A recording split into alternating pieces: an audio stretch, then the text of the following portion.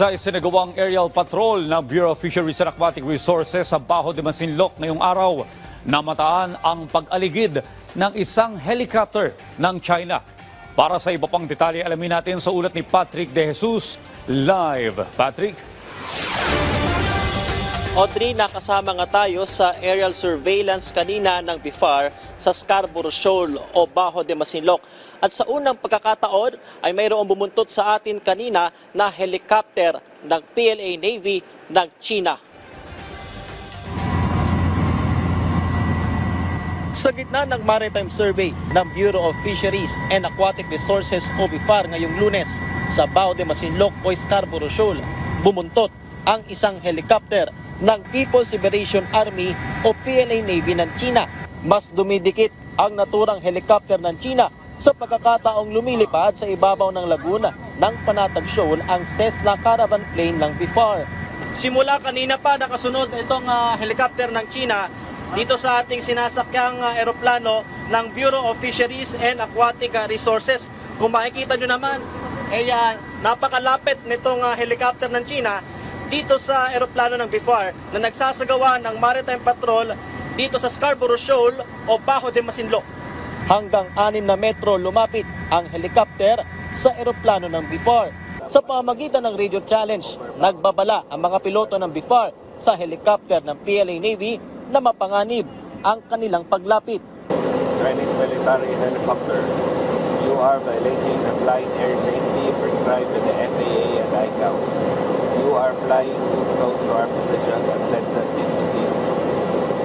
You are endangering the safety of our crew and passengers. We are Philippine government aircraft performing commanding, fly and conduct maritime survey over Bajo de Masinloc or Scarborough Shoal within our exclusive economic zone. Be wary of safety and distance your aircraft from our position. Naispatan din 25 nautical miles mula sa Bajo de Masinloc ang warship ng PLA Navy kung saan posibleng nanggaling ang helicopter ng China. Hanggang sa ikalawang aerial inspection ng Marpat ng hapon, sumusunod pa rin sa eroplano ng BIFAR ang PLA Navy helicopter.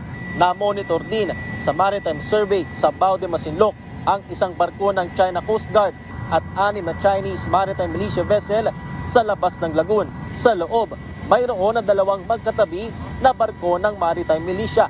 Hindi ito ang unang beses na pangaharas ng China sa airspace. Noong nakaraang buwan ay nagpakawala pa ng flare ang mga fighter jet ng PLA Air Force sa magkahiwalay na maritime patrol ng Philippine Air Force at BIFAR. Audrey, walang naging radio challenge mula sa panig ng mga asset ng China sa maritime patrol ng BIFAR kanina.